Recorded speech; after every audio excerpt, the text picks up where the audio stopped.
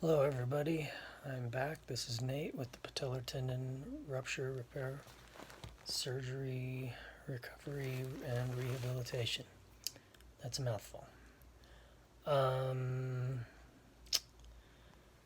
yeah, nothing really going on today. I think my wife and I are getting closer to a a way to compress the knee with some tight socks or tubing. The brand we use is Tubigrip, made by Mölnlycke out of Scandinavia somewhere. Um, and the sizes I'm using are C and D. I don't know what that is in measurement, but at first we were using 3 Tubigrip C's from shin to thigh, and that didn't quite help with the swelling. And then last night we put on a Tubigrip C first, which is smaller, and then put two D's on top of that. And I think it's a lot better, but I think I'm going to go for two two C's and a D for the next time we apply them. Um, I texted a friend who, the woman who has blown both of her patellar tendons in the past, separate occasions, and she was just kind of telling me, how it feels now and when she felt she could do what, and at what confidence level. And I think that pretty much 2 years is what everyone says, but there is a period of time when you start getting back. And she was back skiing off piste confidently without getting rad. I imagine without getting rad at 6 to 8 months. Um, and granted, I'm quite a bit older than she was when she injured herself. So, I'm leaning more towards a year. But I'm also not planning on skiing. Well, let's see. Right now it's September. And let's go fast forward, 9, 12 months. And 9 months is, July, June, July, I guess. And 12 months is this time, September, late September. And I don't really, sorry, I'm moving my leg. I don't really feel like I will be strong enough. But what do I know? Future's the future. But I don't really feel like I'm going to be wanting to ski that following season. Definitely not skiing this season, 1920, but 2021. I don't think I would want to pay for a pass, much less daily ticket price. But my coaches will probably give me some passes, so I'm thinking maybe in late March, early April, I'll give it a go. Groomers only. Tame terrain, good conditions, nothing weird. Just ski my front side skis. Great ski. And I may not even ski those. They can start scooting. So Nordic Doberman's 156 centimeter might be a little bit too aggressive. So depending on the day and the conditions, I have My old Blizzard Bonafides, they're super old, but they're still good. But they're all mountain ski, but they'll do groomers. Um, excuse me, and probably a more tame ski. Um, and then what else do I have? I got a lot of skis. I could ski on my wife's Blizzard Crushes. They're really old, but a very soft, probably easy skiing ski. So I might choose those. Probably a pretty stable platform. Um, I like the old Titan. Um, I think it's the Titan design from the early 2000s. That was a really bomber chassis. Um, and man, those skis still hold up. Uh, so I might choose those. Depends how good they handle on firm. I might need to put an edge on them. I don't even know last time I tuned them. I don't know why I'm talking about something 18 months away, but what else am I going to do? What else could I choose? My wife and I have the same boot sole length, so we're not exactly the same. I think it's like 2 millimeters, 3 millimeters off, but easy enough with a screwdriver. And what else is there? Well, my mom's little skis, which are 146s, I don't think that would be a good idea. Probably a little too short. A little quick. Yeah, I can't think of any other ski I would ski for front side. But I am kind of leaning towards the Dobermans just because they are a predictable ski that handles well at higher speed.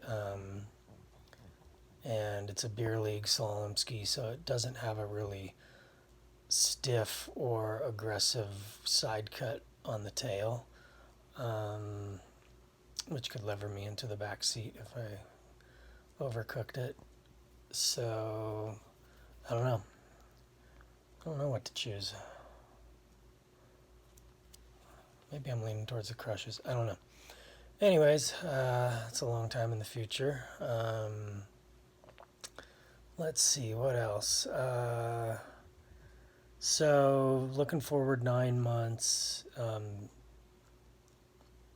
Hopefully I'll be allowed to start pedaling outside in a flat environment.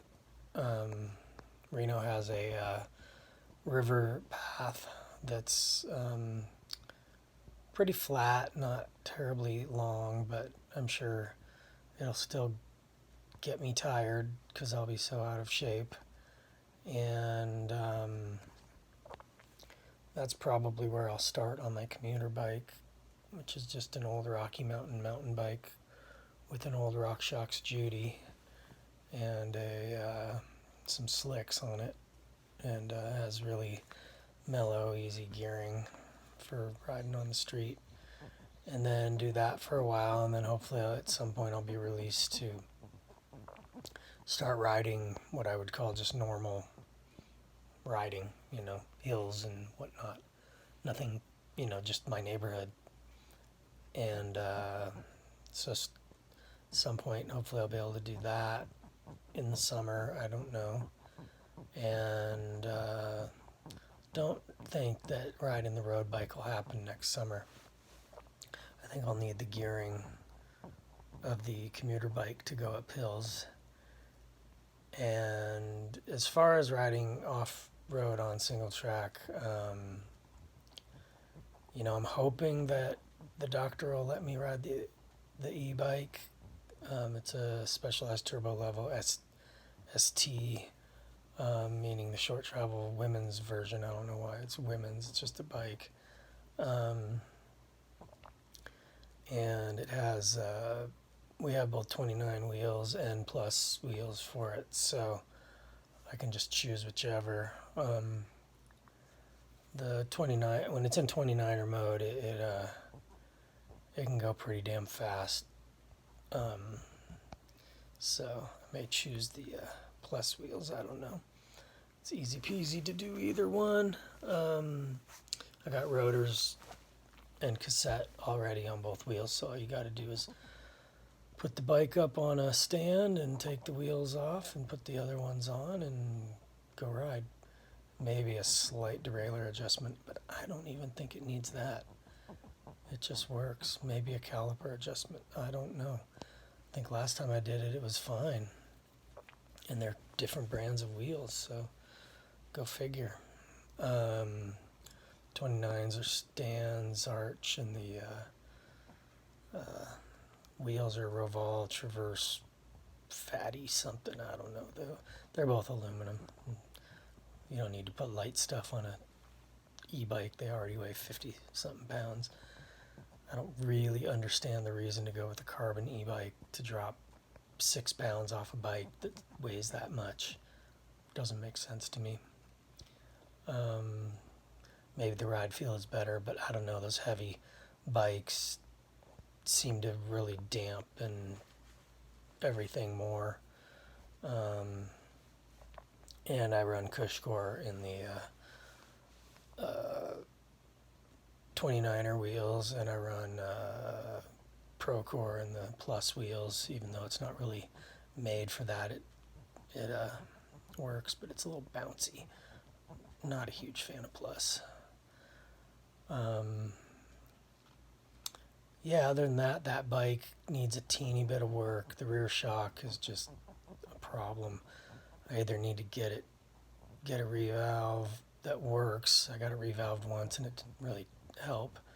Still bottoms out, and then I'm going to try one more revalve before giving up on the shock and having to buy a new one, which would suck. Because Specialized is just weird about their shocks. They're just really difficult to find another shock for them. And the brand is really no help. So hopefully we can get that shock to work. And as far as the fork, yeah, I don't know. That's a long ways off. It's okay. It's not terrible. It doesn't bottom out, but it's not the nicest damper. But it's a lot better than I thought it would be. So I can't complain too much. Maybe just change the oil in the damper. So yeah, I'm looking forward to things. God, I'm really looking forward to getting back to doing squats and deadlifts and lunges and single leg squats and knee extension machine and leg curl machine and calf machine and good girl, bad girl and all that, and the donkey kick machine and the glute presses with the bar and yeah, just having leg days would be really nice. But I don't know when that'll be. Probably after I'm on the e-bike is my guess. The woman I talked to, she said that if she really, really pushes it with a long run or hike or I don't know, maybe ski touring, she didn't mention it, then she can still feel the tendons where they were ripped and repaired. And I imagine that's just the way it's going to be. Hopefully I can avoid tendonitis. But my surgeon says that the moral of rehab is to never ever cause pain at the attachment of the two ends of the tendon to bone junction. I don't know at what point you could start to push it. It sounds like that woman didn't, and I don't want to say her name, but for privacy's sake, But she said that 2 years is when she felt that she could do whatever she wanted. So I'll just have to be careful prior to that. Hopefully, cycling will not put as much tension on the repair as skiing and weightlifting. So hopefully that can become my thing to do earlier than other options. But again, got to listen to my body and also listen to the surgeon and my physical therapist. So, other than that, today was harvest day for the garden. Got that done this morning, wasn't very much. We had a weird, I don't know what's going on, but nothing really happened this summer. Like, the raspberries aren't happening, the tomatoes have been slow, strawberries didn't happen. A little nervous about that, but maybe they're played out. They're probably 15 years old plants. Maybe we didn't water them enough. But my suspicion is the weather was weird. But I don't know. Probably water though. So yeah, so got that done, and yeah, and then today I'm gonna go visit my client who is getting back from the hospital, and that's my big plans for the day, and maybe do a small grocery shop. All right, everybody. I know this probably isn't helpful. It's basically just me yakking. Have a good day.